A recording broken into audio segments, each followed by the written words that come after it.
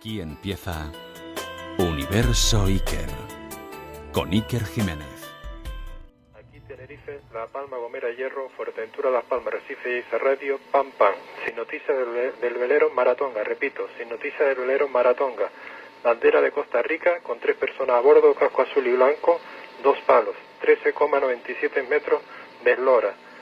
Salió de Norfolk, Virginia, Estados Unidos, el 13 de julio del 2015. Destino Azores. Se requiere a todos los buques contacte con Salvamento Madrid, vía email, deletreo, Charlie November, Charlie Sierra, @ deletreo, Sierra Alfa, Sierra Eco, May Alfa Romeo, punto Eco Sierra, ante cualquier avistamiento. Finalizamos este mensaje a 16:11:18 UTC, permanecemos a escuchar el canal 16, cambio corto. A veces los misterios legendarios, míticos, considerados falsos por la mayoría de los foros que se consultan hoy en día, hábilmente manejados por escépticos, se empeñan en hacerse irritante realidad. Evidentemente puede haber muchas causas, pero en pleno Triángulo de las Bermudas se produce una desaparición. Un barco argentino con 3 tripulantes, un padre y un hijo y un amigo de ambos. Hace 6 meses salieron costa de Estados Unidos, rumbo a Cádiz, era su destino, y un último mensaje, justo al entrar en el Triángulo de las Bermudas. Si seguimos las noticias a nivel de hemeroteca, nos damos cuenta de que hay llamamientos como este de salvamento marítimo de las Islas Canarias, búsquedas, pero esa zona inmensa del mar parece que guarda su propio laberinto. Seguimos rastreando y no aparecen con vida, no aparece la embarcación.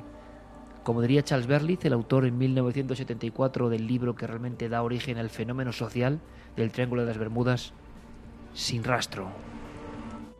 El velero Maratonga, de momento, se convierte en la última víctima de un triángulo concreto entre Puerto Rico, las Bahamas y Miami, donde ha habido muchas desapariciones, 50 grandes navíos, explicaciones de todo tipo, algunas de última hora.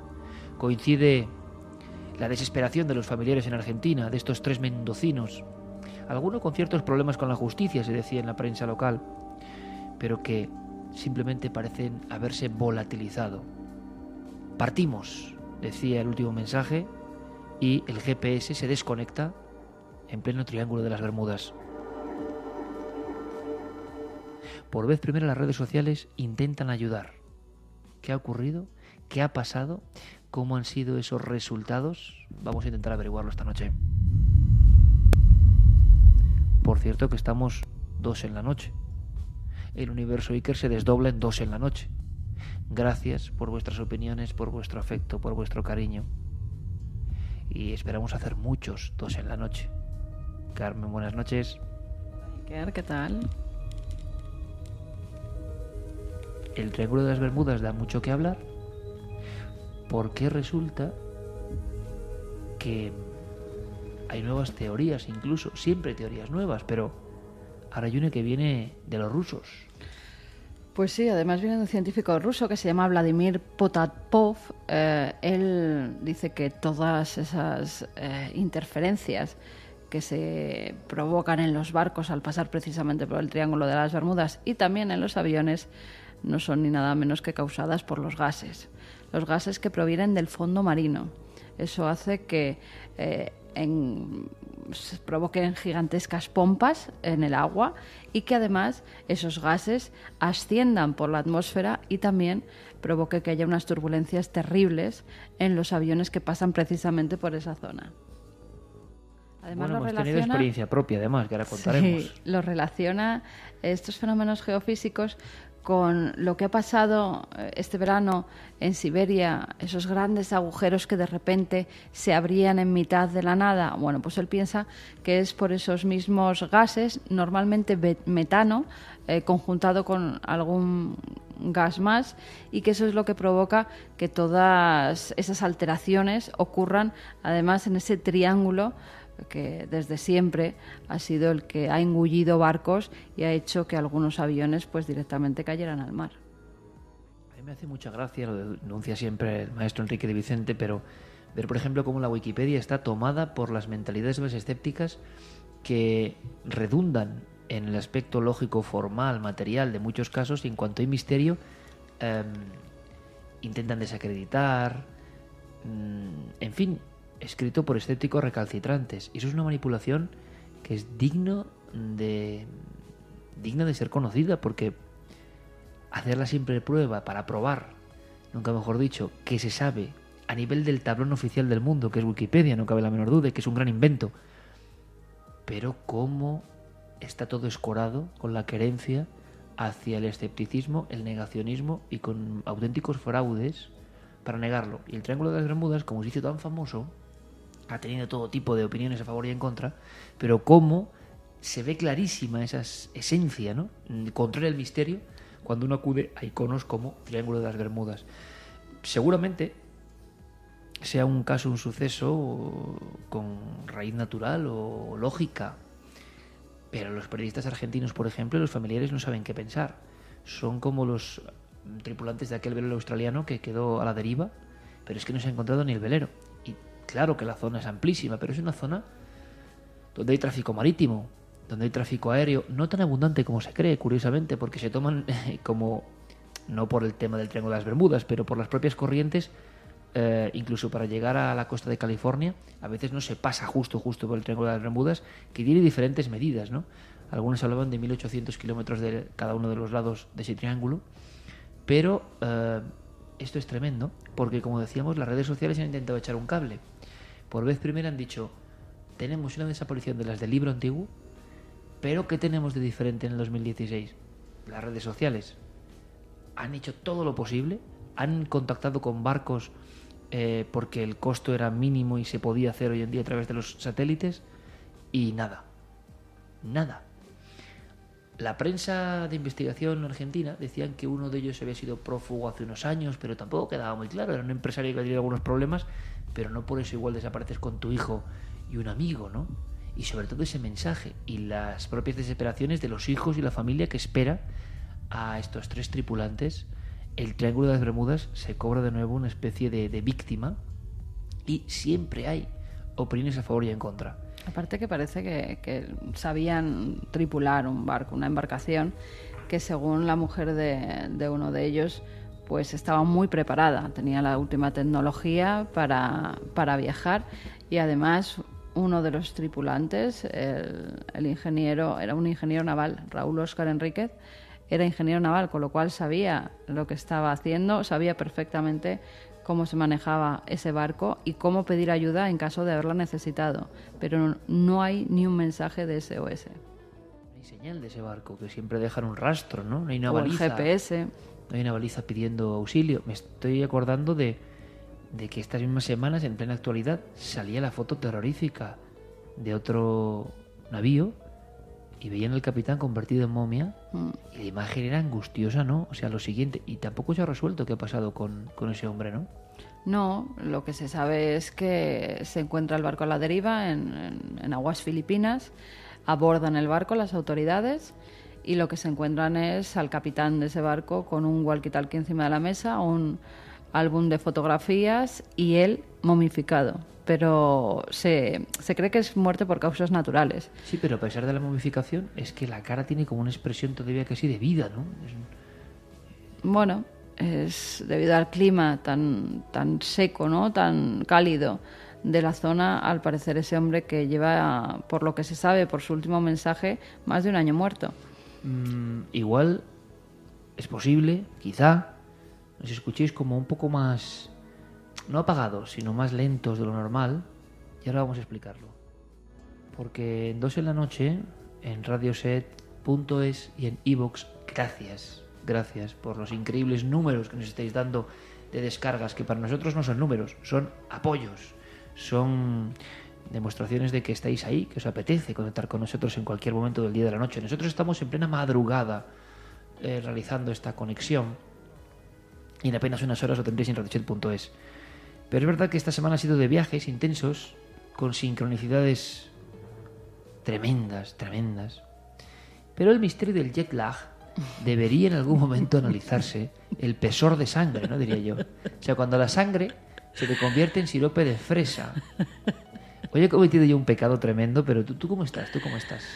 Porque yo creo que en este programa contamos también nuestra vida íntima, entre comillas, con cierta libertad. Yo, si se puede decir así, con una caraja del 15. Todavía no sé en qué horario vivo. Y mañana nos vamos a León. Y mañana nos vamos a León, sí, con lo cual estamos bien. A ver si con el frío leonés se nos pasa un poco, ¿no? Este jet lag tremendo. La daga helada del Bierzo puede que nos dé un bofetón y volvamos en sí, ¿no? Bueno, pero... ojalá nos quite, nos espabile un poquito, si no meteremos la cara en el hielo si es que lo hay en León, o en la nieve si es que nos la encontramos por la como carretera. Hicimos en Sigüenza, que ya ves, ¿te acuerdas? Sí, en Sigüenza lo hicimos, sí. Un lifting rápido. Metías Totalmente. la cara directamente en la montaña nevada Eso te o en la almena. despeja, pero vamos, enseguida.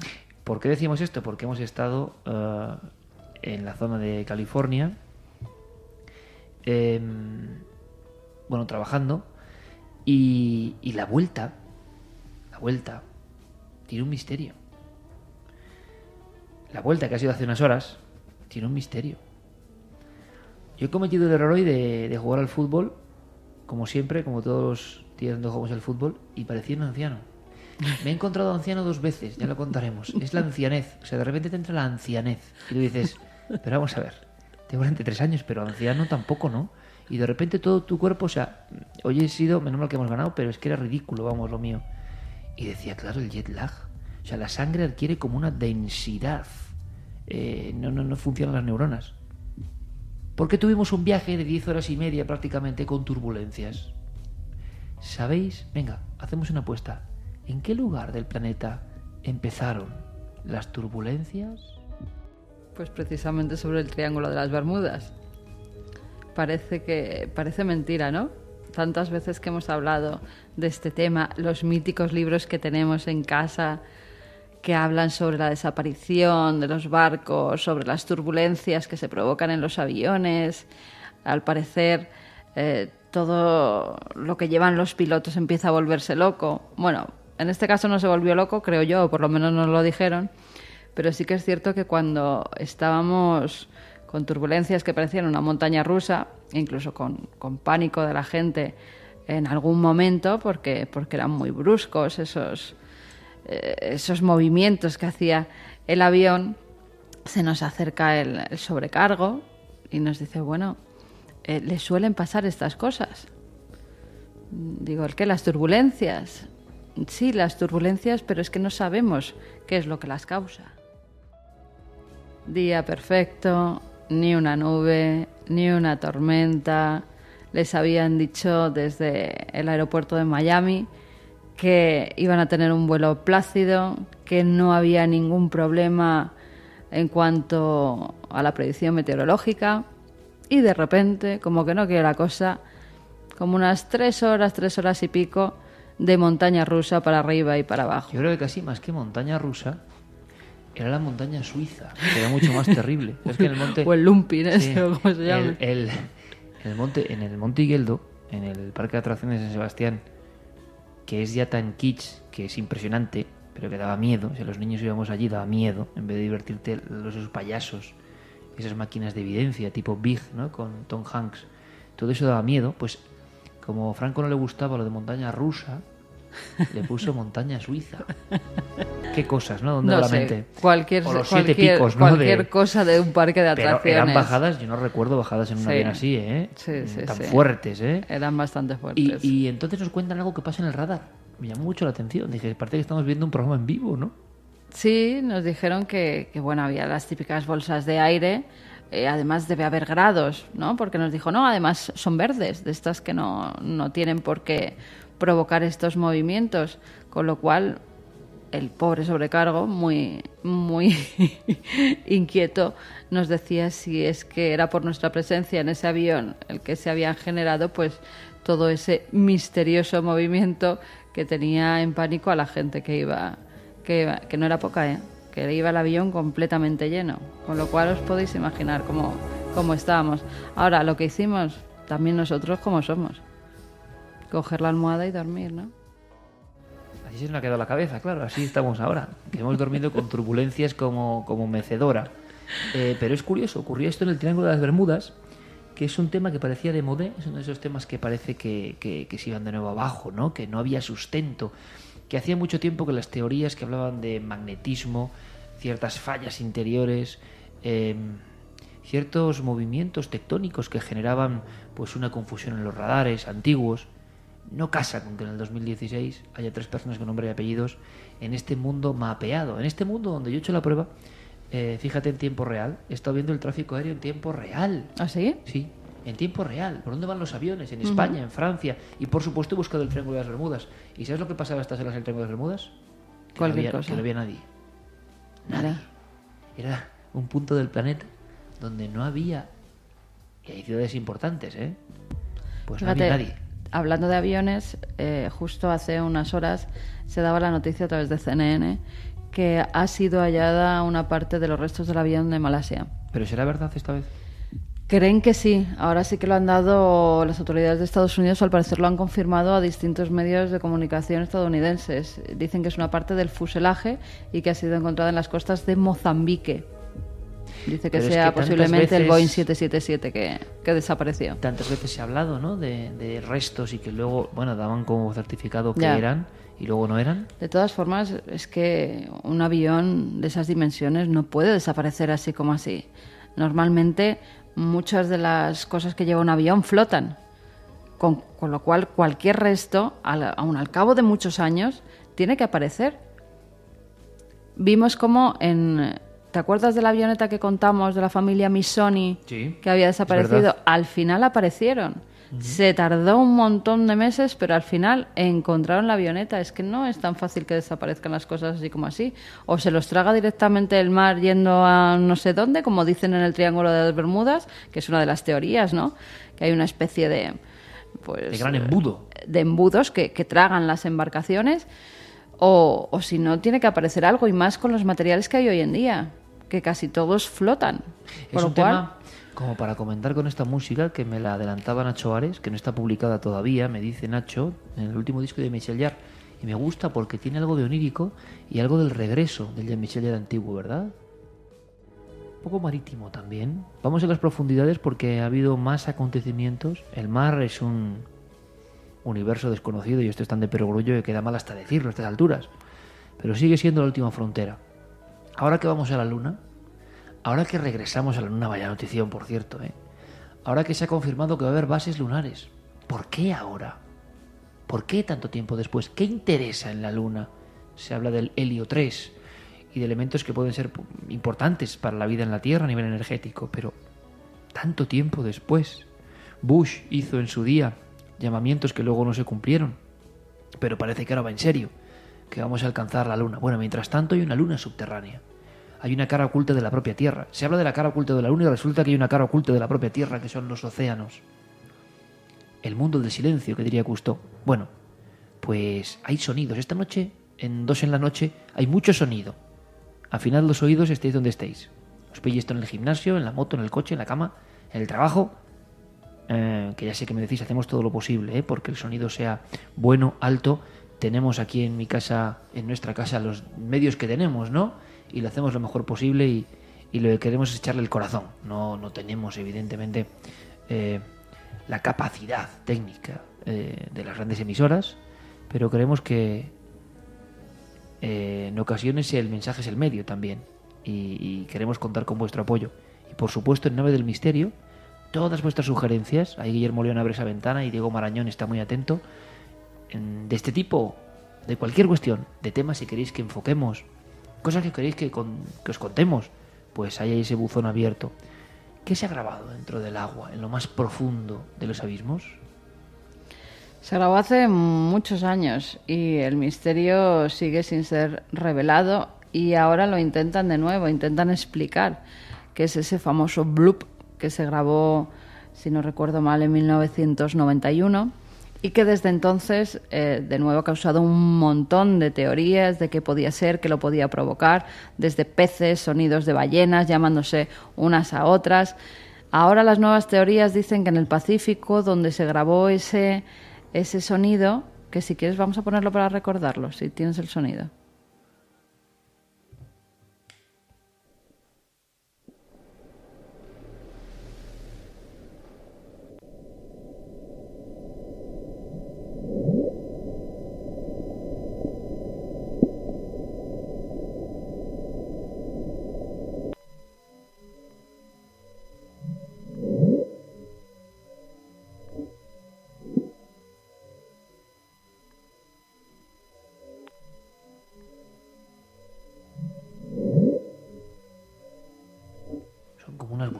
Hablabas tú antes de burbujas, Parecen. que parece que ascienden con tanta potencia que dejan su rastro sonoro, ¿no? Es que antes has hablado de la teoría nueva de los rusos, de grandes burbujas de metano Claro. dentro del agua, y no es por nada, pero sí.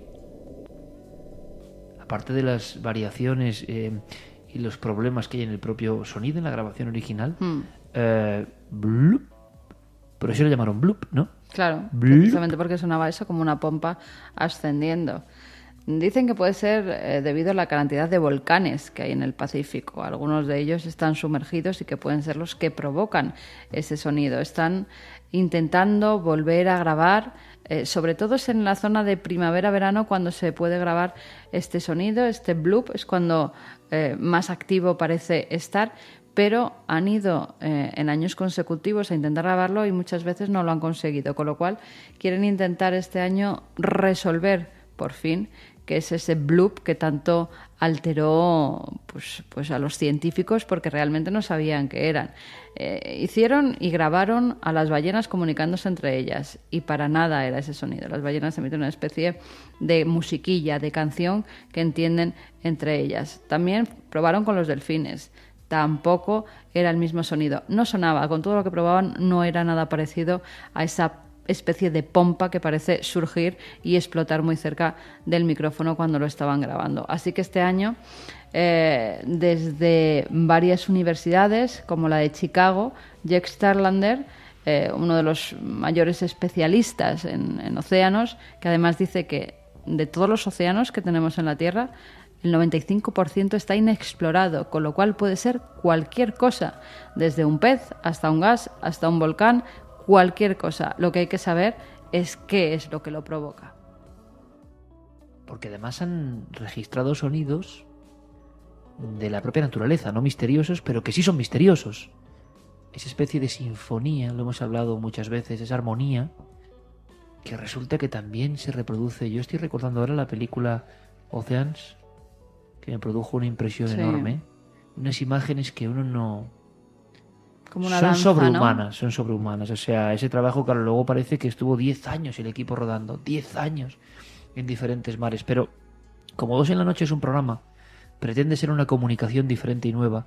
Nosotros vamos de un tema a otro y salpimentamos con recomendaciones. Queremos hacer nuestros hipervínculos para que vosotros casi podéis hacer clic y acudir, ¿no? Si podéis ver océanos, que se llama así en España, vedlo, por favor. Porque hay un momento de tal unión entre la música de un genio y esos bancales de millones de peces que, como pasa con los estorninos, ¿no? Tanto impresionaban a Figueroa de la Fuente. ¿Cómo no se chocan? ¿Qué radar hay ahí? Claro, tú hablas de esto y te dicen, bueno, ¿eso qué misterio tiene? Bueno, pero ¿cómo no va a tener misterio? O sea, cualquier ser humano se pone a correr por la calle en Gran Vía a miles, en una manada, para uno para otro, y te aseguro que se choca a todo el mundo. En pleno vuelo, en pleno mar. Hay como una coherencia y una armonía. Pero a mí lo que me alucina, de verdad, es como un baile. Bueno, pero ¿por qué la gente no se cree que es un misterio? ¿Por qué lo dan por hecho que, bueno, y no se dan cuenta que en esos bancales de peces, como es que se acaban convirtiendo en esferas? Estamos viendo ahora mismo la imagen. O esos estorninos, ¿te acuerdas en Roma? Esos estorninos que hacían dibujos en el hacían cielo. dibujos, pero claro, ponte en cada uno de esos seres individuales, con su cerebro, su tálamo. Pero perfectamente coordinados entre pues ellos por eso, para ¿y generar. cómo es posible que mantengan las distancias a esas velocidades? La naturaleza. Sí, claro, que es lo mismo que decir a El veces misterio. Dios, misterio, armonía sagrada, ¿no? Bueno, pues eso han intentado también registrarlo, porque deja unos sonidos.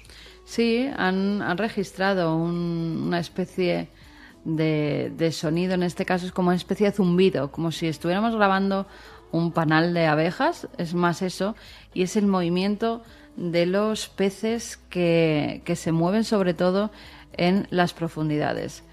En lugares casi que el hombre no puede ni acceder, tan solo los micrófonos han logrado poner allí uno y ver cómo esos animales en perfecta coordinación se mueven los peces de un lado para otro, todos a la vez, y luego el mar queda en silencio después de ese movimiento, y por primera vez lo han logrado grabar porque hasta ahora no se le había ocurrido a nadie. Vamos a hablar de más sonidos, porque hay algunos que se han convertido en referente informativo. Ahora no sé qué pasa, que cualquier cuestión de sonidos, quizá desde el Hum o de Hume, hay mucha actividad, mucha atención. Quiere decir que se graba todo y por eso hay tal cantidad de base de datos de grabaciones que enseguida tenemos noticia de algo raro y eso enseguida triunfa. Sí, pero en este caso es que está generando verdaderos problemas a toda una población, ¿eh? Y no me extraña porque es insoportable, inaguantable el pitido que se ha grabado. Mira, me acabo de dar un susto. ¿Por qué? ¿Porque te has visto en la cristalera? No, porque estamos aquí delante del bosque. Noche fría, pero bastante apacible, por lo menos en Madrid ha habido un día bastante correcto, y has hecho un movimiento con las pulseras que tienes para que veamos lo que es la mente y la percepción, y se ha provocado ahí una especie de mancha luminosa que me parecía casi un ser que nos estaba mirando, ¿no? O sea, así estamos con el jet lag. Bueno, pues le ponemos a los micrófonos. Mira, esto te va a recordar algo. De vez en cuando se lo inventamos, A vamos ver. a venirnos un poco arriba porque si no... Hablábamos del Pacífico, ¿no? Hablábamos de grabaciones en esos puntos que aún nos suenan como tan míticos, como Fosa de las Marianas, lugares donde ha llegado el hombre con un enorme esfuerzo y hemos visto solo pequeñísimas porciones de un misterio enorme. Valgan estos minutos para lanzar un mensaje que no por recurrente deja de ser importante. Amigos, 95% del planeta agua desconocido. Como diría nuestro amigo Alex Lahain. ¿Y por qué no va a estar, quién sabe, el Megalodón? Megalodón, no Magalodón. Megalodón por ahí rondando. Pero también hay un Magalodón. Mira, el Megalodón puede ser realmente terrorífico, ¿no? En ciertos momentos.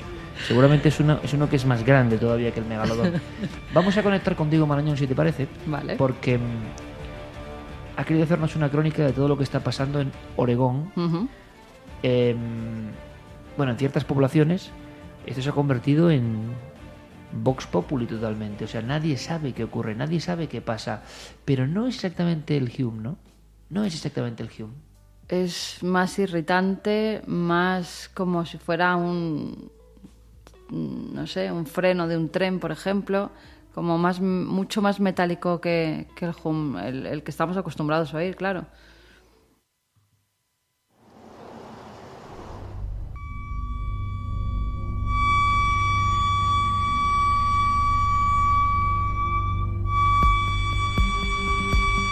Tranquilos porque vuestros dispositivos funcionan perfectamente. Este es el ruido que desde hace 2 semanas está llevando a la desesperación a los 22.000 vecinos de Forest Grove, una zona de Portland, en el estado de Oregón. Un sonido estridente e insoportable, cuyo origen es un absoluto enigma. Ni policía ni bomberos han sido capaces de encontrar la causa. Han cortado el suministro de luz, han apagado el sistema de alarmas e incluso han recurrido a la compañía de gas para que dejase sin suministro momentáneamente a los habitantes del pueblo. Han hecho de todo con la esperanza de detectar si alguna de estas infraestructuras podría estar detrás de esta anomalía, pero de nada han servido los esfuerzos. El sonido, metálico y agudo, sigue plantando cara y desconcertando incluso a los ingenieros de audio que han intentado desentrañar el misterio. Colin Arens es una vecina de la zona. Comenta que a ella le parece un sonido similar al que emiten unos frenos en mal estado. El paralelismo con el ya famosísimo hum o zumbido es absolutamente inevitable y como en aquellos casos se ha planteado aquí de nuevo la posibilidad de que la red ferroviaria tuviese de algún modo la culpa. Una hipótesis a tener en cuenta de no ser porque no existen vías de tren cerca de Forest Grove. No es algo que esté perturbando solamente a los vecinos del pueblo, haciendo prácticamente imposible que puedan conciliar el sueño.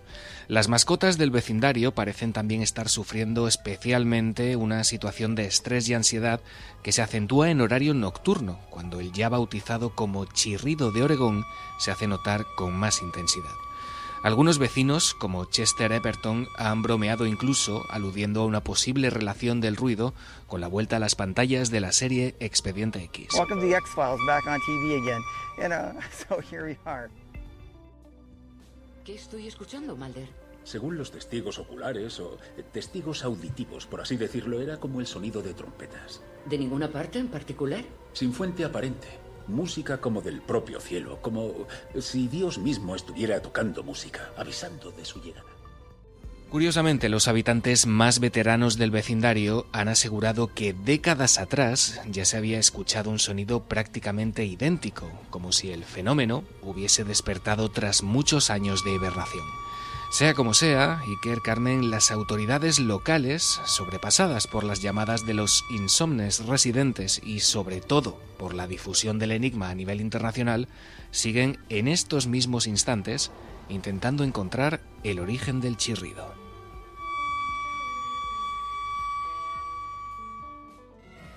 ¿Sabes a qué me ha recordado el sonido? No. Vamos a hacer un poco una adivinanza con nuestros oyentes en 2 en la noche.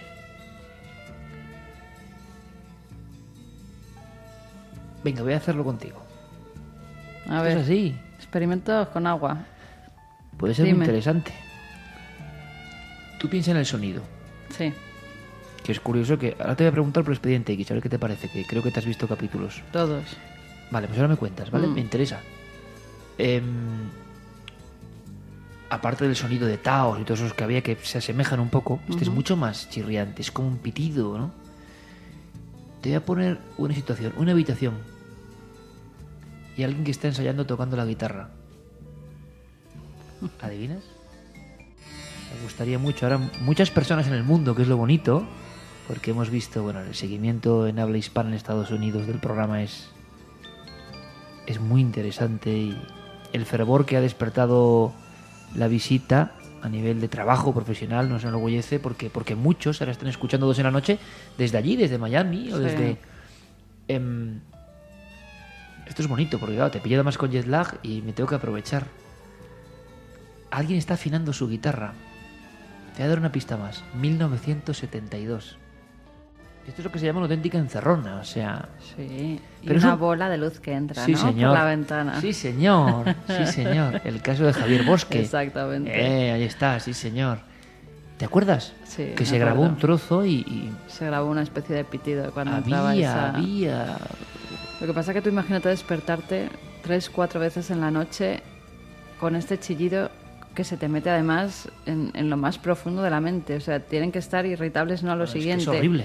Ya debe haber gente, yo Una interferencia permanente. he leído alguna de las noticias que se está yendo a casas de familiares de otras localidades porque no pueden aguantar. Incluso pensaron que podía ser alguien emitiendo desde algún tipo de altavoz para generar ese estado de nerviosismo ¿Pero qué en la sentido población. tiene eso? ¿Es un experimento psicosocial? Ahí está, puede ser un experimento. Lo que pasa es que las autoridades, pensando también en eso, apagaron completamente la electricidad de toda la zona, con lo cual no podía ser ningún, a no ser que fuera desde un avión, que entonces se oiría, ¿no? Y se vería esa aeronave cómo estaba emitiendo el sonido, con lo cual no saben todavía de dónde puede provenir. Pero fíjate, justo cuando estábamos preparando esto del sonido de Oregón, yo recibía un mail de una chica que decía que bueno que vi hace poco uno de los programas en el que tratábamos de hum o como se llame, como lo llamen, los sonidos estos extraños que parece que emite la Tierra de vez en cuando, las trompetas del apocalipsis, como lo llaman algunos, ¿no? Y ella decía que en diciembre de 2013 su madre en Cáceres, cuando estaba paseando a la perrita, grabó ese mismo sonido, el mismo sonido que emitíamos en el programa, uno de esos metálico. Incluso lo subieron el vídeo y nos lo mandaba. Ajá, ¿lo podemos oír? Sí, lo pongo en el Voy a iPad bajar la directamente música. desde el... A ver Soy si aquí el se... auténtico tío Teclas. A ver si se oye. Está sacando a la perrita, son las afueras de Cáceres, y empieza a escuchar una especie de zumbido que es que... Las afueras de la capital. Sí. A ver si se puede oír, espera. ¿Son los pasos? Está caminando por un paraje un poco un arrabal de Cáceres.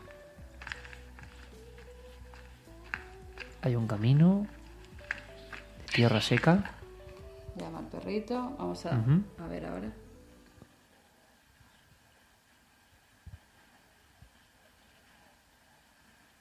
Es que claro, captarlo con un móvil es mucho más difícil y encima al aire libre. A ver si podemos percibir algo por lo menos. Sí, señor. Escuchemos.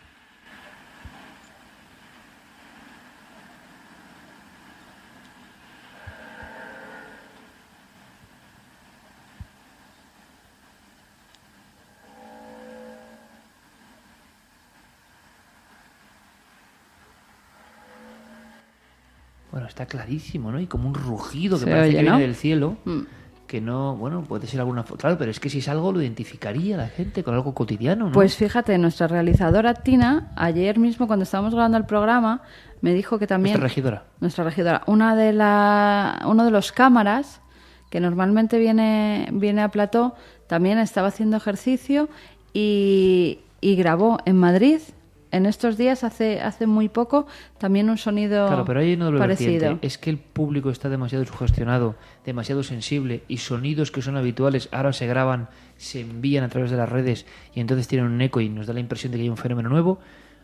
Pero claro, por otro lado sería muy fácil acudir a cuál es el fenómeno. Una serrería metálica, Sí, las se vías oiría de un más tren, veces, lo que ¿no? decía Claro, Diego, claro. o se oiría continuamente, además. ¿Te acuerdas que fue también, dijeron, por la zona de Cádiz, que podía ser que entraba por un edificio abandonado y que generaba ese sonido? Se dijo también de un barco, cuando los barcos llegaban a puerto, pero es que los barcos siguen llegando a puerto y el sonido no se escucha. Entonces, las obras han acabado y el sonido sigue escuchándose de vez en cuando, con lo cual no casan esas teorías. Es la Tierra que se está quejando, como afirman muchos científicos, porque ya están empezando los estudios científicos de qué es esto. ¿Puede ser el movimiento propio de la Tierra que genera esos sonidos? Hoy no, hace unas horas, porque claro, estamos en un mundo donde la información es tan valiosa, tan repentina, tan de todas partes, tan abundante, que cómo seleccionas, cribas. Yo creo que este programa, estas reuniones diferentes de Universo Iker en sí, el de 2 en la noche, pero dentro de este contexto o contenedor global de nuestra apuesta en Radio Set y a través de iVoox, repito, siempre, en el fondo es una manera de aproximarse a la sobresaturación que tenemos e intentar lanzar el anzuelo a noticias que nos parecen interesantes. Y es que hace una hora, repito, llegaba una información de León de un descubrimiento geotectónico, un descubrimiento sobre la geología profunda de lo que llega desde el núcleo de la Tierra, y en León hay una falla que ahora se está estudiando que ha debido provocar todo tipo de anomalías en el campo magnético desde la historia. Qué curioso, ahí está el monte de Leno, un monte mágico donde los haya, y ahí están asentamientos prehistóricos alineados casi a esa falla que ahora se comprueba perfectamente que existe. Claro, ¿en cuántos lugares se produce esto mismo? Los movimientos de las placas liberan una serie de elementos que de alguna manera podían afectar a las mentes de las personas más sensibles, chamanes, brujos, para emplazar ahí un lugar, para fundar un lugar, para acudir a ver a lo enigmático. En el fondo es una llamada a la naturaleza, ¿no? Y ha ocurrido en León. Fíjate qué viaje, ¿no? Qué nexo entre Oregón y León, ni más ni menos, que éramos para allí. Bueno, pues acaba de ocurrir. Es decir, al final la sobresaturación de información, si tú la pillas, la pista en concreto, te da información de cosas que van en paralelo, ¿no? Y claro, el movimiento de placas seguramente genera no solo sobre la salud humana, sino sobre la mente humana y sus capacidades, todo tipo de fluvios, ¿no? Tú estás sobre una falla o sobre un movimiento tan profundo que ni siquiera está identificado y te está afectando. Los sonidos son explicables. Te venía otra teoría. No es que la gente esté más sugestionada, es que la gente ahora tiene una central informativa en la mano y es periodista, de alguna manera, generador de contenidos. Y entonces antes tú oyes ese sonido, pero no podías contarlo. Lo contabas al tío Venancio, al otro en el bar y ya está. Y no salía de allí. Pero ahora eso se convierte en noticia mundial. Sí, además, fíjate, con estos sonidos que son normalmente de baja frecuencia, pasa que no toda la gente puede oírlos. O a no toda la gente le afecta de igual forma. Hay gente que es mucho más sensible. Incluso se estudió que podía ser del oído interno de las personas. ¿Tinnitus se llamaba? Sí. La enfermedad. Y descubrieron que si se podía grabar no era de dentro de la persona, que era algo exterior. Pero hay cierta similitud en la forma esa de la trompeta, y cierta similitud ya inquietante, no sé. Me parece un poco... Sí, pero es como cuando tú estás encima de... a mí me pasa, ¿eh? Si estoy durmiendo encima de algo que tenga cables por debajo, siento perfectamente el efluvio, como estamos con el jet lag, de la electricidad pasando. O sea, es como un sonido casi inaudible, pero que a mí, por ejemplo, me afecta muchísimo. Hombre, es que tienen que afectar muchísimo, si el doctor Gao no lo sabe perfectamente, y es no descansas. No. Por eso los que saben de Feng Shui un poco o simplemente de campos electromagnéticos aconsejan no dormir con el cabecero con cables, cosa que casi todos desoímos. Los cargadores de móviles, los cargadores de iPad, el propio iPad es una fuente de campo electromagnético Sí, intensísima. bueno, pero aunque no lo tengas enchufado. Sí, pero genera campo electromagnético igual, como esta pantalla de ordenador ahora mismo. Da igual, aunque no esté el iPad, el simple enchufe que pasa Sí, por detrás de la sí, esta sí. genera, aunque no haya nada enchufado, algo de irradiación, de electricidad, de fluvio de algo que molesta y se oye, se llega a escuchar. ¿Tú te acuerdas? No sé dónde fue, si fue en Extremadura, en algún sitio que girábamos y se oía ese sonido potentísimo de la red eléctrica, ¿no? De los cables. No, de la no red. fue en Extremadura, fue mucho más cerca, fue en un centro comercial ahí donde está una pista de hielo gigantesca, un poco más arriba, que íbamos a una tienda de deportes. No digo marcas porque luego Coca-Cola nos manda cosas. Y se oía, a una tienda ¿verdad? de Y deportes daba y mucho había miedo. como unas grandes de estas de electricidad y se oía cómo pasaba la electricidad por ellas, que hacía pero daba hasta chispazos. Vamos a viajar a Galicia, que ha ocurrido algo bien extraño y que quizá tenga que ver con chispazos, pero chispazos, podríamos decir incluso casi chispazos del cielo. Alguien podría decir, oye Iker, ¿por qué pones la misma música que ponías, por ejemplo, en Milenio 3? Que no, es que mucho antes de Milenio 3, décadas antes de Milenio 3, yo ya ponía estas músicas. Hay algunas sagradas que me han acompañado siempre, desde 1990, en mi primer programa, junto a Lorenzo Fernández, incluso mucho antes. Una de ellas es esta, desde un momento en que escuché un boletín de noticias en Vitoria con esta música que hablaba de ovnis sobre la región. ¿Cómo olvidarlo? La guerra de los mundos. Hablabas de Expediente X, por cierto, ¿eh? ¿Te ha convencido? Ojo, nada. A mí tampoco. Mira, lo que vi. Pues si tuviste los 10 primeros minutos. No, vi un capítulo entero y un parte del otro y no... ¿Sí? Sí, me parecía que estaba bien, pero luego Bueno, me yo he visto los defraudó, 6 no me lo creía. capítulos que han emitido, ¿no? De Expediente X. Y yo no sé cómo eran los anteriores porque los anteriores yo no los he visto nunca. Nunca he visto esa serie. Pues Diego Marañón y Guillermo Moreno van a matar, a mí me lo dijeron, que no has visto Expediente X y la gente se queda alucinada. No, yo no he visto Expediente X y yo tú tampoco. No, yo tampoco, No sé por me qué. interesaba nada. Y he hecho precisamente esta vez los deberes para, oye, a ver si además sacaban misterios nuevos como de Hum, que sí que han sacado. Que eso está bien, aplicaban las nuevas tecnologías. Es decir, misterios de nueva hornada desde los últimos 20 años ahora se han ido incorporando, conspiración, Hum, Sí. y forman parte de lo que antes era la 51, Sí, Roswell. los youtubers, uno de ellos haciendo sus programas conspiranoicos, total. Sí, eso han ido incorporando, ¿no? Las nuevas cosas que están pasando en el mundo del misterio. Pero lo han hecho Poco creíble. Exacto, tan poco creíble. O sea, de repente uno que se convierte en lagarto como por arte de magia y le salen unos pinchos, aparece Bueno, un pero ovni eso y como los tipo David abduce. Icke, ¿no? Sí, bueno. O sea, es muy poco creíble. Y pierde la magia. Total. Tú sabes que es ficción, pero hasta la buena ficción tiene que tener un poco un nexo con Sí, la pero realidad, bueno, ¿no? los expedientes X se basaban en eso, ¿no? En esos capítulos perdidos que tenía el FBI, en esos documentos que no podían salir a la luz y que precisamente investigaban desde seres extraterrestres hasta fenómenos paranormales de todo tipo. Pero es que no te lo crees. Es que lo ves como un teatrillo y Scully y Mulder como que están haciendo de payasos. De verdad que no me ha gustado nada Expediente X. Muy bien que no nos cortemos un pelo y contemos lo que nos parecen las Es que tengo que novedades, decirlo. las series, las películas que vemos. ¿Por qué no vamos a contarlo? Estamos en nuestra casa, ¿no? A mí que se me ponen los pelos de punta siempre escucho esta parte de la Guerra de los Mundos. Pues bueno, nos tenemos que ir hasta el concejo de Zas, en este caso hasta Vila Estevez, porque allí los vecinos el sábado pasado vivieron pues un fenómeno que es más propio de nuestros expedientes que de Expediente X, porque es casi tan raro como un fenómeno paranormal. Dicen que tiene una explicación. Te cuento lo que ven.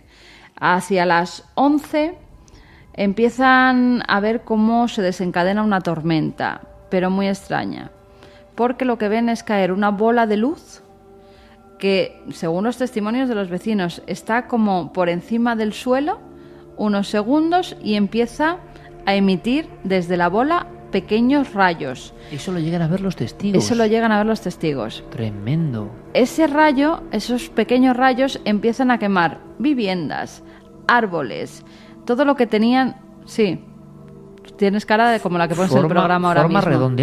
Forma redondeada, ¿Y qué como tamaño? una especie de bola de luz grande, una bola que empieza a emitir rayos pequeños, rayos que impactan, ya te digo, en las casas, en las tinajas que tenían fuera de las viviendas y que acaban explotándolas, rompiéndolas. Esto ya ha pasado antes, además siempre por la misma zona. En el año 1993 incluso afectó al ganado. Varias vacas perecieron, algunas de ellas con quemaduras. Las quemó hasta la muerte la bola esta de fuego. Exacto. En el año ¿La 2000... ¿La vieron bajar del cielo? Sí. En el año 2000 otras 10 vacas muertas, también, todo en la misma zona, en el concejo de Zas. Y en el año 2004 y 2009 lo que provoca es daños materiales, 2 hórreos que se queman en ambos años. En este caso, lo mismo. Ha dejado inutilizables muchos electrodomésticos, ordenadores que se han quemado, videoconsolas que estaban enchufadas y también han tenido que tirar a la basura completamente quemadas. Es decir, eso ha provocado que haya también una potencia enérgica más elevada que haga que todos los electrodomésticos que estaban en ese momento enchufados se fueran al garete. Esa bola de cierto tamaño es el Fofighter, sí, o rayo en bola, eso o es bola lo que de dicen, plasma, o lo que sea. Sí, pero que el rayo en bola, la famosa leyenda era que era más raro que los ovnis. Exactamente. El rayo en bola fue una cosa con la que explicaban muchos casos ovnis españoles, que evidentemente existe. Y si uno ve los catálogos de los más racionales, rozando el escepticismo, que han investigado casos de ovnis, por ejemplo Vicente Juan Ballester Olmos, Fernández Peris, gente del CEI, yo creo que una de las cosas más fascinantes de la historia de la ufología española es ver el catálogo en el IB, o el catálogo de casos negativos, que yo creo que me lo sabía, ya no, claro, pero casi de memoria. Y claro, cuando ves rayo en bola, rayo en bola, rayo en bola, rayo en bola, rayo en bola, cura, un cura que confunden con un humanoide, rayo en bola, feto humano, rayo en bola, tienda de campaña, rayo en bola. O sea, en fin, explicaciones de lo más diverso, y el rayo en bola existe. Pero lo que decían los expertos que yo consultaba, digo, mira, los ovnis no sé si existen, pero el rayo en bola estamos seguros casi de que no, porque parecía una leyenda. Fíjate si hay grabadoras en el mundo y muy pocas filmaciones de rayo en bola. Nosotros, para conseguir filmaciones de rayo en bola, apenas había, no sé si ahora ha cambiado eso, habría que mirarlo, sería bonito. Y yo creo que nuestra compañera Clara Tavoces, a la que mandamos un abrazo y ahora la vamos a escuchar, que además se ha incorporado de forma definitiva a Cuarto Milenio y es un orgullo para todos y es una currela nata y una entusiasta. Le he dicho que parta rápidamente a Galicia, ya que estamos a León, pero que parta ya rápidamente a Galicia porque eso está caliente, nunca mejor dicho. O sea, la gente le ha quemado eso en las manos. Que sea un rayo en bola u otro fenómeno me da igual. Pero hay fenómenos, y tú los conoces muy bien, como el de Torrejoncillo o el de Fuentes de Valdepero, donde un torbellino de fuego...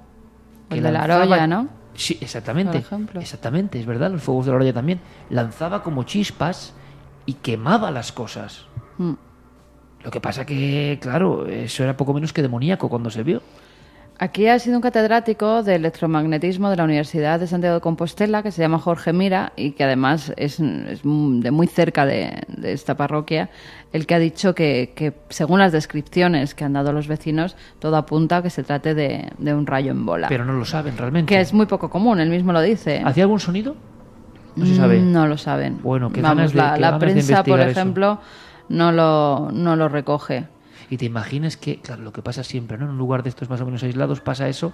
¿Qué marcas habrá dejado ese fenómeno, natural o no? Me parece igual de misterioso, que no están quizá en el concejo, que no están en la población, que está en campo adentro. Claro. Porque Algunos, eso, por ejemplo, de animales creían, muertos es impresionante, ¿no? Algunos creían que había sido un meteorito.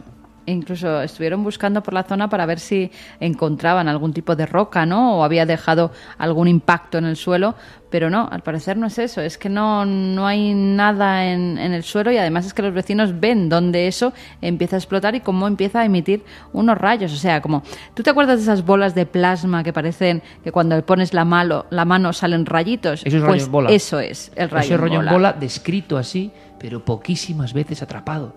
El ser, entre comillas, más escurridizo, ¿no?, de la meteorología y de los fenómenos naturales, el rayo en bola. ¿Me puedes hacer en tiempo real la comprobación de si hay filmaciones de rayo en bola ahora mismo, que hay miles de millones de dispositivos móviles escaneando el mundo Solo para saber si es tan fácil. ¿Por qué? Porque hace como unos 8 o 9 años, nosotros para Cuarto Milenio, tocando el tema de rayos, no nos fue tan fácil conseguir buenas filmaciones de Hay rayo en algunas bola. fotografías. Sí, pero si son fotos son las de siempre. Hay algunos... Lo que pasa es que tendría que abrir cada uno de los vídeos porque... Sí, que titulen rayo en bola no quiere decir que sea rayo en bola, ¿no? Exacto. Pero es que además ha coincidido con Pero un tampoco hay montón muchos, Tampoco ¿eh? hay muchos, qué No, fuerte. O sea, no. sigue siendo un misterio el rayo en bola. Se repiten además continuamente los vídeos que ponen rayo en bola. Oye, y muchos ponen lo que te digo yo, la lamparita esa que emite rayos cuando sí, pasas la mano, claro, la pero bola no de filmación plasma. real. O sea, hay menos filmaciones, evidentemente, de rayos en bola que de ovnis. Sí. Puede ser agresivo, entre comillas, puede atravesarte, ir a ras de tierra, serpentear. Bueno, es fascinante, es increíble. Yo recuerdo que un experto en rayos nos habló del rayo negro, por ejemplo. Un rayo que no se ve, que solo deja la marca, que es como un negativo. Hay Un rayo algunas negativo. fotografías, la mayoría que son todo de meteoritos. Pero es que además, Meteoritos. lo sabe bien nuestro amigo Rafael Balaguer de la Asociación de Gerona, que tanto nos ayuda, es que ha vuelto a haber oleada de meteoros, asteroides y otras cosas sobre la Tierra, en diferentes puntos. Y en España, Javier Sierra como loco nos mandaba todas las noticias, un poco en revista de prensa, ¿no? Como él le gusta decir. Y esferas de luz iluminando el cielo español. Tiene explicación, pero este es año un están incremento cayendo, impresionante, ¿no? Yo ya lo avisé en el programa, en Cuarto Milenio, ya lo dije. Está como para ir con un casco por la calle, porque está cayendo de todo del cielo. Cuando no es una parte de la estación espacial, es una parte de un satélite. Cuando no, una bola de esa negra que... Tú imagínate que estás en el campo ahí cultivando tus cosas y te da en plena cabeza. En la India pasó, ¿no? Que Por le vez cayó primera, a uno. lo Por que vez parecía- primera. lo que parecía un Por mito. vez primera no. Ya había caído algo en alguna casa. Oye, casco no sé, pero precauciones muchas en cierto hotel, ¿no? Sí. Si viajas a Oklahoma, yo creo que si quieres pasar un buen rato investigando fenómenos paranormales, yo creo que hay que ir allí. Pero si no lo quieres pasar, pues no vayas a este hotel que nos va a contar Clara Taoces en Oklahoma, donde ha estado parte de un equipo de la NBA, el Sirkbin. Bueno, vamos a ver qué ha ocurrido. Vamos a ver qué ha pasado en ese hotel. El Hotel Sirkbin, ¿no? Ujú. Es que parece que no es la primera vez que pasa. Y los nombres que aparecen son impresionantes. Sí. Los testigos que aparecen son grandes campeones de la NBA. O sea, Tim Duncan. O sea, armarios de 2x2. Como 2-11, Tim Duncan. Pues fíjate. Campeón de la NBA varias veces. Que me Un imagino mito que estos no viviente. se asustan muy Estos no fácilmente. se asustan fácilmente. Ah. Aunque creo que los del hotel han dicho no, que son muy supersticiosos. En fin, es que también. Pero, ¿qué ha pasado? Bueno, en esta crónica, Clara nos lo cuenta. Muy atentos porque es una historia de terror a la americana. Una historia de esas que luego a veces se convierte en película, como Celda XXX o no sé qué, Habitación no sé cuántos. Pero aquí hay testigos de primer nivel, ¿eh? Aquí lo interesante es que hay testigos de primer nivel. Penetremos en esa habitación, ¿os parece? Imagínate el susto al ver 5 malditas chinches justo encima de la almohada. Me levanté rascándome y mirándome alrededor, pensando que no podía ser cierto.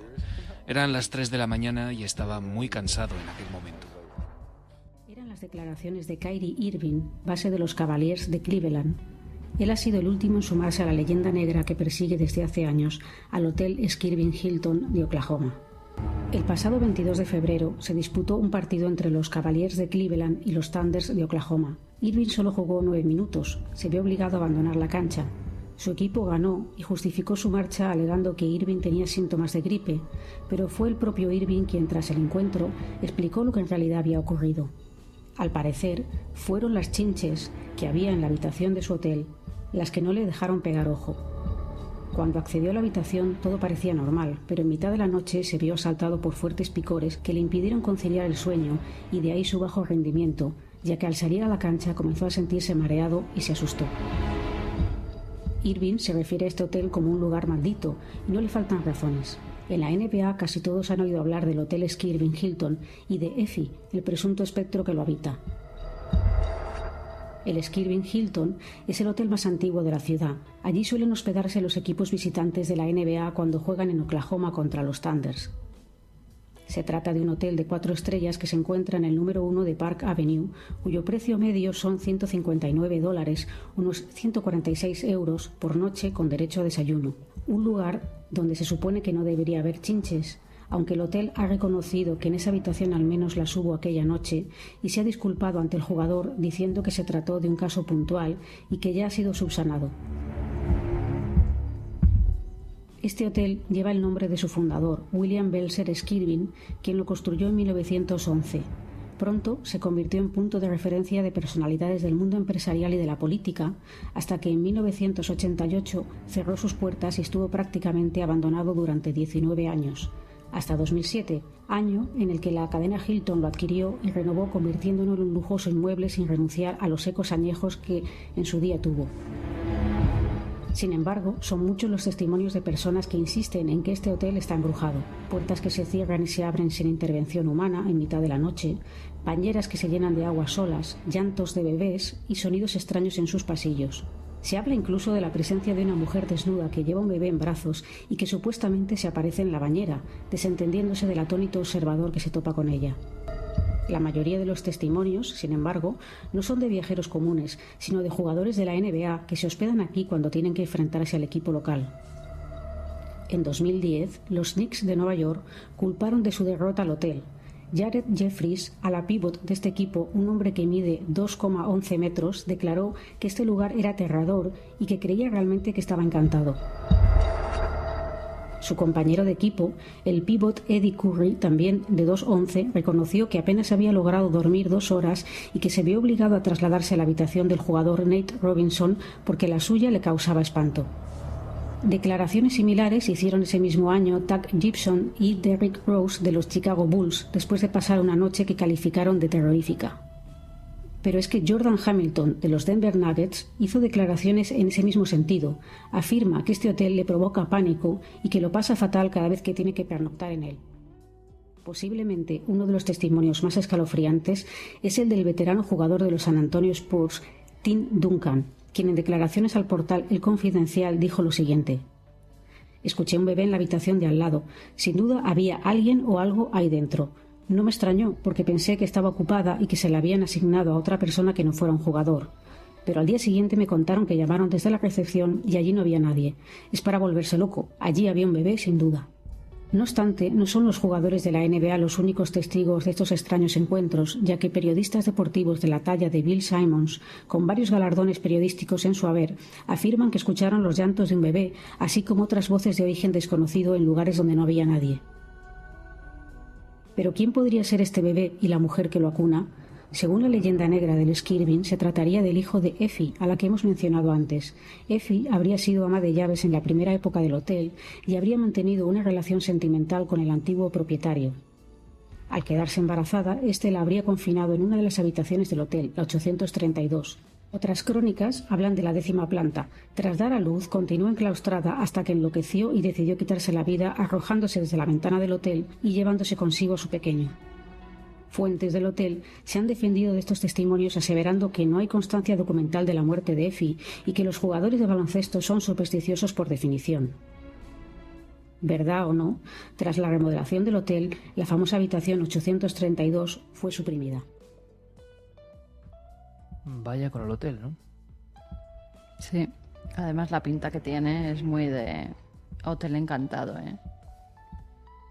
Tiene como 3 grandes moles de edificación y como 2 torres más internas, todo con ventanitas bastante pequeñas.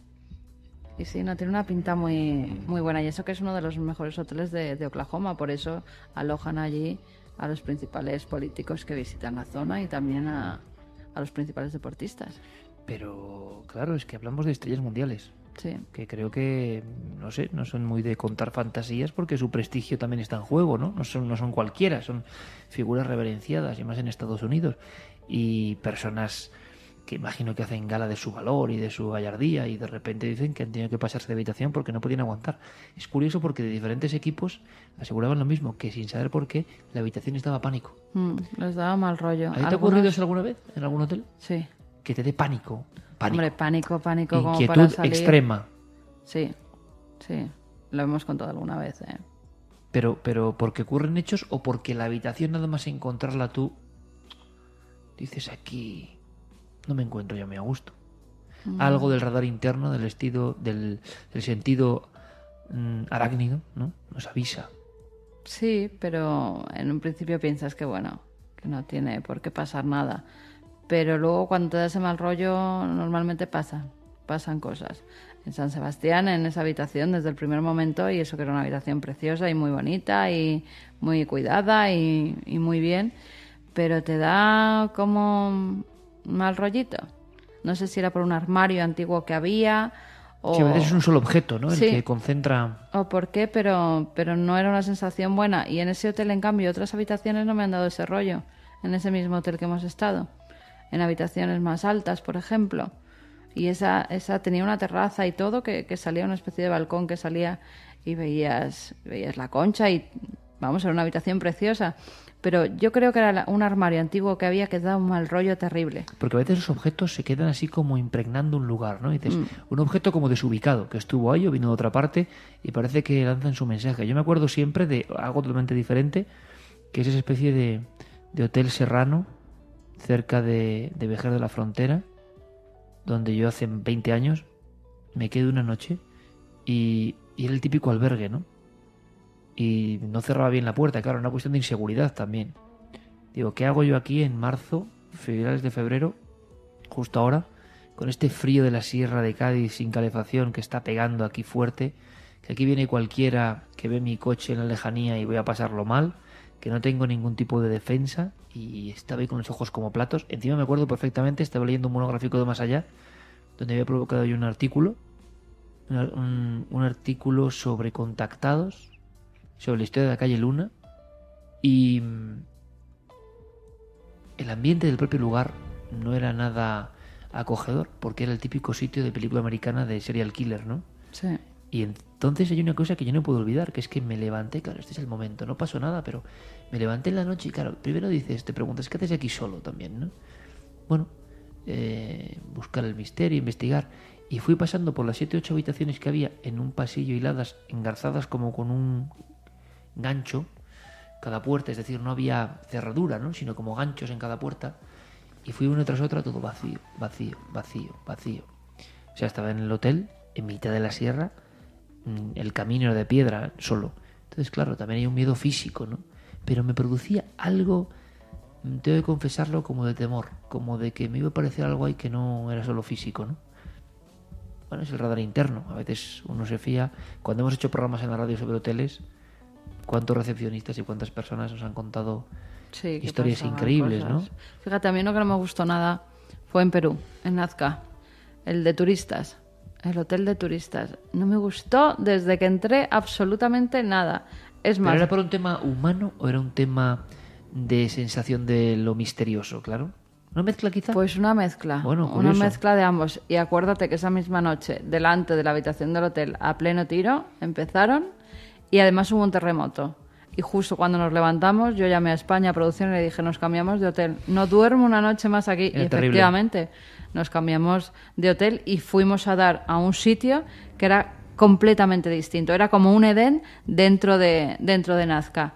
Un italiano que de repente en el año 2000 pensó que se iba a acabar el mundo y dijo, me voy a Perú y hago mi pequeño arca de Noé lleno de animales, una especie de zoológico, una hacienda tremenda con habitaciones súper cuidadas y todo lleno de animales. Un sitio muy apacible. La cara y la cruz.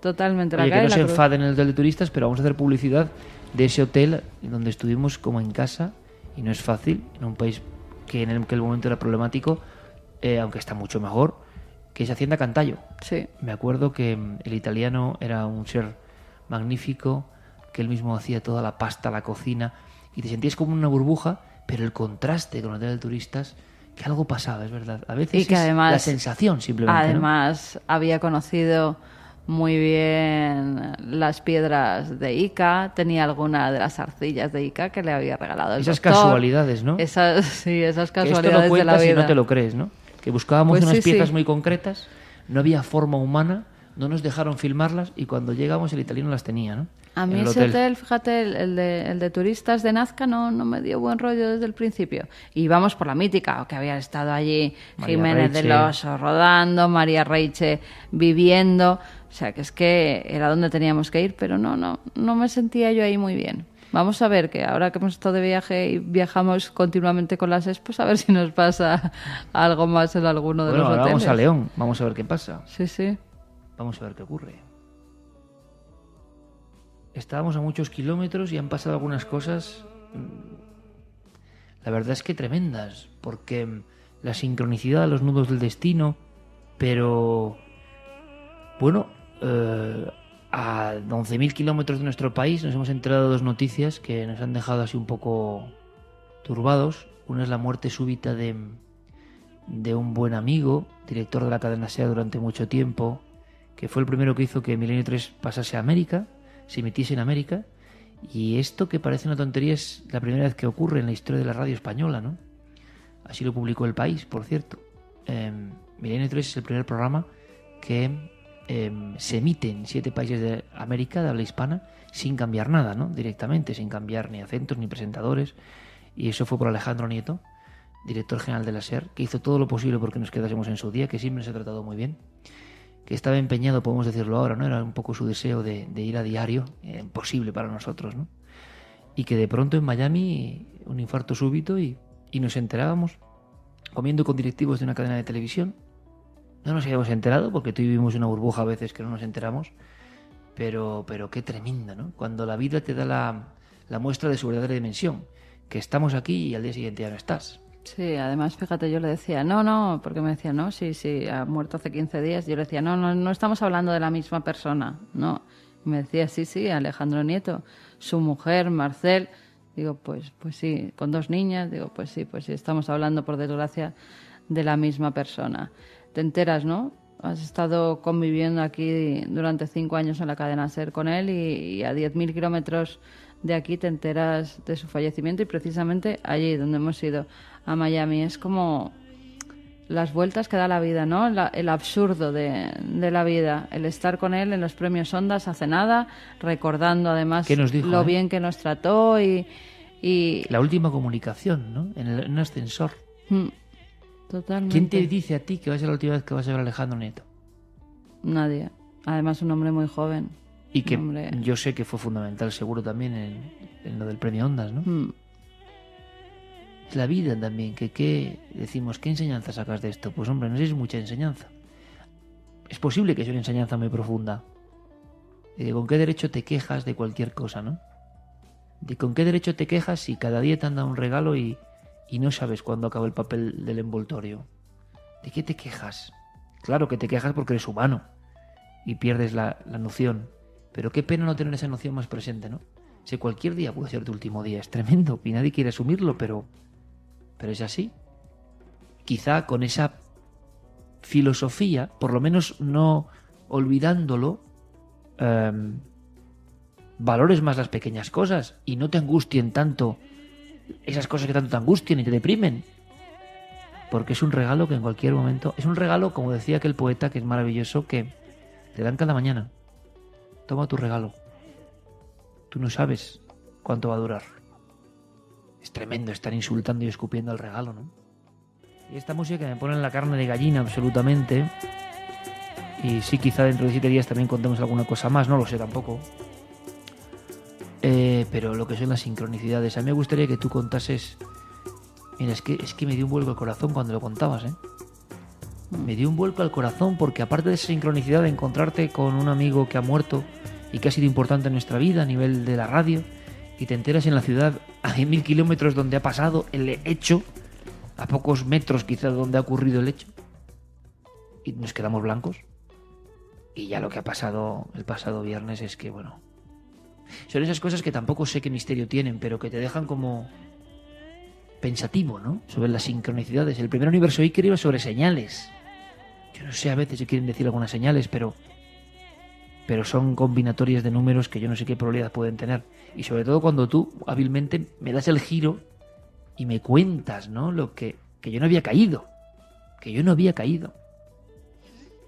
Pues sí, en España se estaba produciendo en el momento que nosotros estábamos en Miami ante unas figuras que yo puse en mi Twitter. Es Econ Brickell, que es en el sector financiero de Miami, una zona como residencial muy lujosa que creó Philip Stark. Y estábamos contemplando esos rostros gigantescos a modo de columna que había puesto sujetando el edificio, ¿no? Y entonces tú en ese momento hacías la comparación con las caras de Altamira, las que están al fondo del todo, ¿no? Las que no se conocen, las que casi nadie ha visto, las que no se solían ni visitar. Se veían los animales, pero esos rostros, al final, en la cola de caballo no se visitaban a menudo porque tampoco se saben explicar muy bien. Y justo cuando estabas tú delante, que además puse una fotografía en el Twitter cara a cara, estabais esa gigantesca cara, ese gigantesco rostro, y tú pues casi en las mismas horas, por la diferencia horaria que hay de un país a otro, se estaba produciendo un accidente mortal aquí en España que acababa con la vida del director de la cueva de Altamira. José Antonio Las Heras, nuestro recuerdo, un hombre de talante seco, de talante incluso a veces distante, porque cuando llegamos a Altamira él estaba un poco soliviantado porque era su cueva de alguna forma, o él creía eso, y es una cueva que sabéis que es totalmente prohibida. Bueno, yo pude entrar dentro de esa cueva y lo que tengo que decir es que, y tú lo sabes muy bien, es una experiencia tan marcante que todavía me he quedado, o sea, no sé muy bien cómo asimilar todo esto, porque las caras eran idénticas a las de la cola de caballo. ¿Qué hacen en una zona de lujo de Estados Unidos? Y te doy mi palabra de que cuando... He de decirte que él no se inspira en Altamira, ¿eh? No. El creador se inspira en los moais de pero la isla de Pascua, pero el tú efecto hiciste la... Claro, pero es que además el efecto es totalmente Altamira en la isla de Pascua y se pueden comparar, ¿eh? Uh-huh. Hay una que es esa cara, porque ni siquiera tiene volúmenes, es solamente muescas, ¿no? Él hace como un juego de sombras, ¿no? Con el material, ese genio de la arquitectura. Y te digo, me voy a hacer una foto. Y tú me conoces un poco, y claro, la gente va a decir que... Hay un momento de unos minutos, y tú vas con un grupo de personas, si lo recuerdas mal, me haces una foto que estoy yo como hipnotizado mirando eso. Claro, dices, tú superpones ya después de saber la noticia, no lo sé, porque no lo sé. Pero yo luego volví hacia el grupo y les dije, ¿sabéis que en Altamira, en la zona profunda de Altamira, existen unas caras parecidas que sin duda son lo más importante de la cueva? Para nosotros a lo mejor no, pero para los que vivían en la cueva o acudían a la cueva sí es lo más importante porque era la zona secreta, la última zona, ¿no? Cuando estuve delante de esa cara, comprobando lo parecida que eran las caras que están en el fondo de Altamira, tan lejos, te juro que me acordé del instante en que con esta música... Pero claro, para mí es tan importante lo que pasó, que José Antonio Las Heras se pone en los cascos esta música que estáis escuchando, en la oscuridad absoluta de Altamira, solo rota por 2 haces de luz de nuestras linternas. Y me había dicho, no serás tan sacrílego de quedarte aquí solo, porque tampoco sé muy bien qué le pasó a aquel hombre, porque yo era bastante inepto en el tema de la prehistoria, no sabía nada. A lo mejor tenía que ser así. Y le dije, no, pero escucha esta música. Y dentro de Altamira le puse los cascos del iPod. Estamos hablando del 2008. Un día de la primera semana de noviembre. Y él sonríe. Y cuando escucha un poco de esto, pero dentro de la cueva de Altamira, yo creo que él entiende por dónde voy yo, ¿no? Que voy buscando algo distinto, que a lo mejor no está en los libros de prehistoria. Y que puede ser una locura. Pero tengo el rostro de este hombre poniéndose los cascos y con una sonrisa que no era fácil vérsela, y me dijo, ahora te entiendo, ¿no? Te dejo aquí solo. O sea que al final, una de las experiencias más marcantes de mi vida, más absolutamente fundamentales en mi vida, había un guardián que me permitió esto. Y lo veo alejándose ahora de la cueva, de la sala increíble de los bisontes rojos de Altamira, donde tú sabes que hay muchos más misterios que los bisontes. Y allí me quedé yo solo, ¿Por qué me permitió eso? Cuando una simple visita rápida hubiera sido suficiente para atender a mi deseo, ¿no? ¿Por qué ese hombre, sabiéndolo o sin saber, quebró mi mente dejándome allí solo? ¿Qué dimensión cobra ahora, a partir de este viernes, la experiencia que yo tuve en Altamira, al saber que al mismo tiempo que estábamos tan lejos recordando esa escena, él en el páramo helado, en el frío páramo de Burgos, se mata en el coche? Cuando tú me haces esa analogía de hechos, yo me quedo tan desmontado que todavía no sé muy bien cómo interpretar nada, ¿no? Pero simplemente la experiencia vital, cuando yo salgo transformado de esa caverna, si este hombre no accede, no pasa. Entonces, ¿cuántos cambios le debo yo a la acción de este hombre que no me conocía de nada? ¿Cuántas veces le he suplicado, y tú lo sabes, volver? Y él empieza a pensar que igual es que no hay que volver, porque es posible que la experiencia fuese esa en ese momento, y que volver a lo mejor rebaja lo que tú viviste, ¿no? No lo sabremos nunca. Bueno, hay que dar también mucha fuerza a su mujer, que viajaba junto a él y a sus hijas. Está ingresada, ella sigue ingresada en estado grave, y también al conductor del otro coche, porque en este caso no hubo un adelantamiento, al parecer hubo un despiste, no se sabe muy bien de quién. Terrible. Que acabó terriblemente con la a todos los que están implicados, hombre, ¿no? sí. En la fría noche del páramo, un accidente mortal, terrible, y esas hijas, ¿no? Que iban a ver, por cierto, y que estarán pasándolo muy mal. Yo no sé si les gustará a los... tampoco. Pero él estuvo varias veces en Cuarto Milenio, ¿no? Y allí nos ayudó. Sí. Mi último mensaje es acordando que regrese, porque como Antonio Banderas hace la peli de Altamira, que hagamos algo, ¿no? Y él me dice que adelante, aunque siempre, por las circunstancias que sea, a lo mejor protegía la verdad de un secreto, ¿no? No me dejaba volver, no me dejaba volver.